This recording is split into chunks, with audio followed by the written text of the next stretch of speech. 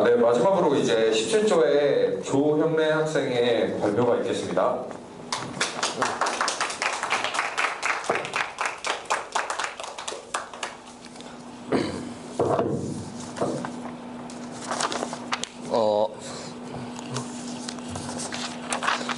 네, 우선 저는 한국의 인종차별의 논란에 대해 정리한 것을 발표하게 된 17조 조영래입니다.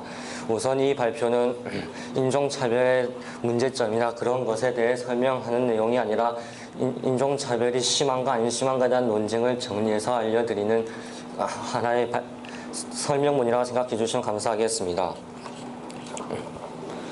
우선 국내 인종차별이 심한가 안 심한가에 대한 논란에 대해 먼저 한번 말씀드리겠습니다.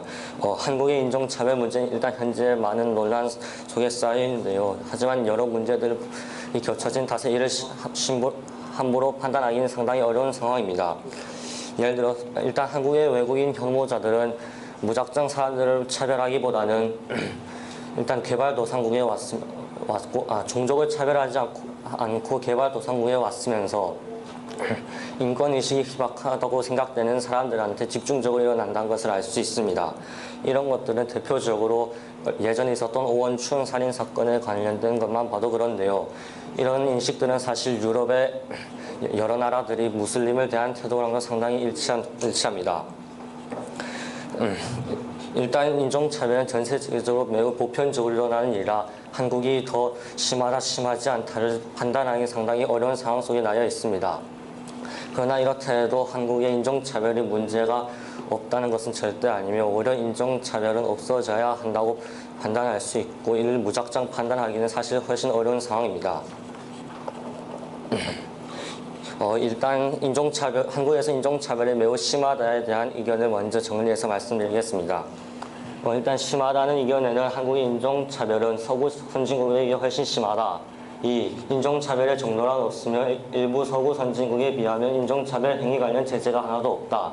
한국의 인종차별의 정도는 오히려 과소평가되고 있다. 이 세 가지로 간단히 요약됩니다.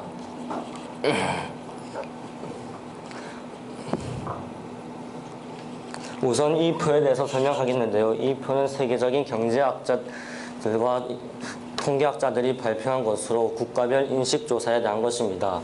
이 조사를 보면 우리나라와 인도가 유난히 빨갛게 된 걸 볼 수 있는데요. 이는 외부 이민자들이나 민족들을 자신의 이웃으로 두기 싫은 사람들에 대해 알려주는 표라고 볼 수 있습니다. 일단 아랍 국가들은 중동이나 그런 나라들은 이슬람교 때문에 그렇다 쳐도 우리나라는 선진국화되어 있다고 보여지는 나라 중 유일하게 가장 빨간 나라 중 하나입니다.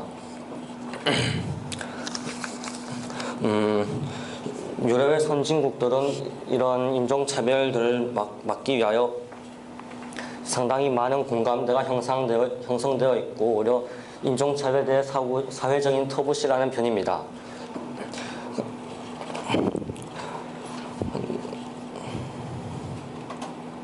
만약 유럽에서 인종차별적인 관련된 발언을 한다거나 현수막을 내걸어서 인종차별적인 말을 하고 나댄다면 매우 사회적으로 터부시되고 오히려 징계를 받거나 기소되어 버릴 수 있습니다. 이런 예들은 예를 들어서 영국에 예전에 있었던 사례만 해도 그런데요. 어떤 영국인 남성이 자신의 집 앞에 흑인들을 차별하는 것에 관련된 현수막을 내걸었더니 그것을 본 흑인들이 그 사람을 집단적으로 기소하였고 그 사람은 결국 징계를 받게 되었습니다. 그러나 한국에서는 이런 점들이 매우 흔하고 오히려 사회적인 공감을 받고 있는 상황 속에 나와 있는데 이런 것들이 상당히 비판될 수 있습니다. 한국의 인터넷 사이트들에 들어가 보면 오히려 인종차별적인 발언들이 굉장히 빈번하게 일어나고 있는데요. 이런 면에서 우리나라 사람들에 대한 외국인들의 폭동이 아직 별로 없다고 하지만 오히려 선진국보다 심하다고 볼 수 있는 것입니다.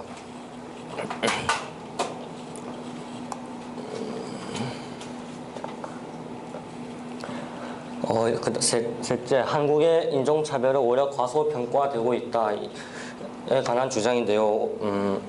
대한민국의 인종차별이 오히려 과대평가된다고 말하는데 스웨덴 경제학자들이 워싱턴 포스트에 발표한 이웃 사람을 가지고 싶어하지 않는 사람들의 다른 민족 사람들이라고 발표한 사람들이 한국인들이 3분의 1이 넘었다는 것을 보면 우리나라가 오히려 경제적 선진국인데 이런 것들이 나온다는 것을 보고 오히려 우리나라는 아직 세계화되긴 상당히 힘들다고 볼 수 있겠습니다.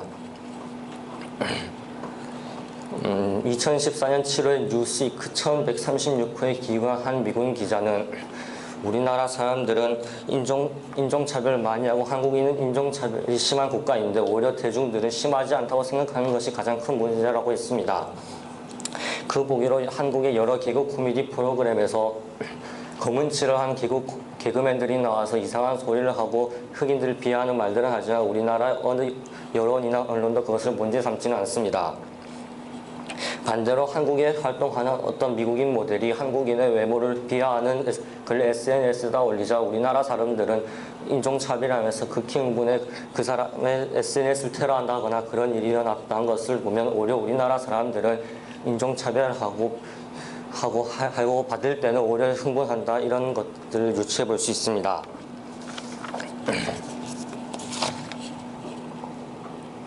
이번에 심하지 않다에 관한 의견을 한번 훑어볼 텐데요.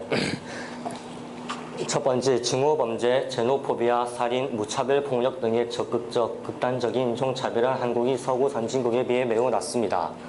그리고 두 번째, 한국의 인종차별은 과대평가되고 있다는 것이 그 다음 이유입니다.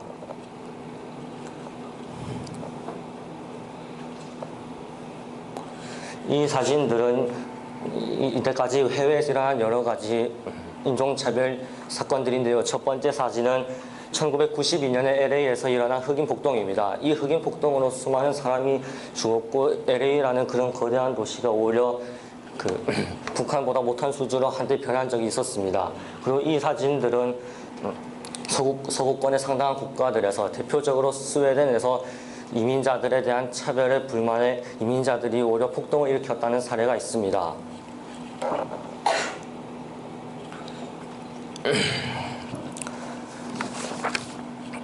그리고 한국의 인종차별은 과대평가되고 있다는 의견인데요. 이 자료에서 미얀마 출신 인권운동가 소모토라는 사람은 이 사람이 어느 한국의 인종차별 관련해 다룬 한 프로그램에 출연했는데 오히려 한국인의 80% 이상이 오히려 자신을 친절하게 대하고 오히려 인사도 하는 등 그렇게 잘 대해줬다고 하지만 방송에서 오히려 악의적인 편집으로 오히려 한국인들이 자신을 차별하고 동남아인들을 못되게 군 것처럼 말했다라고 폭로한 말을 했다는 기사에 관련된 것입니다.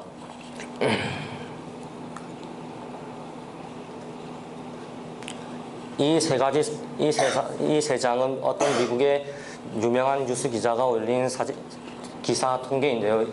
이 기사 내용을 간단히 요약해드리자면 오히려 영국, 프랑스, 독일에서 단순한 외국인이 자신의 옆집에서 오는 것을 말하지 않고 집시나 유대인 아니면 무슬림이 자신의 옆집에 오면 어떨까라는 것을 통계로 낸 것인데요. 오히려 싫다라거나 그 사람을 쫓아낸다 아니면은 자신 이사 간다 이런 식의 거부적인 반응을 보인 사람들이 오히려 50%가 넘었습니다. 이제 마지막으로 총정리를 한번 해서 말씀드리겠습니다. 서구권 국가들은 인종차별과 같은 일을 최근 100년 넘게 항상 겪어왔으며 미국의 흑인 같은 차별받는 민족들은 이때까지 꾸준히 그들의 인권이나 대우를 개선하기 위한 운동을 해왔습니다. 이 때문에 지금도 끊임없는 대중들의 자기 반성과 투쟁을 통해 오히려 선진국들의 사례들을 보면 볼수록 오히려 나아지고 있다는 것을 알 수 있습니다. 하지만 한국은 요사이 몇 년을 제외하고는 최근 몇십 년 동안 그런 움직임이 없었습니다. 오히려 지난 몇십 년 동안 우리나라는 경제적 발전이나 그런 것들에 주력하는 터라 이런 것들이 정립할 시간이 없었기 때문이기도 합니다. 이때까지 서구가 겪었던 극단적인 인종 문제를 보면 그들의 경험에 기울여 오히려 우리도 이제 극단적인 일이 일어나기 전에 막아야 한 것이 오히려 더 중요할 것입니다. 그러기 위해서 우리나라 사람들의 인식 개선과 활발한 사회적 담론이 오히려 더 필요하고 사례가 이렇게 적게 일어났을 때 우리나라가 아직 문제 없다고 말하는 것은 상당히 터무니없는 주장이라도 볼 수 있는 것인 것 같습니다. 감사합니다. 어려워요. 네가 제일 잘했다.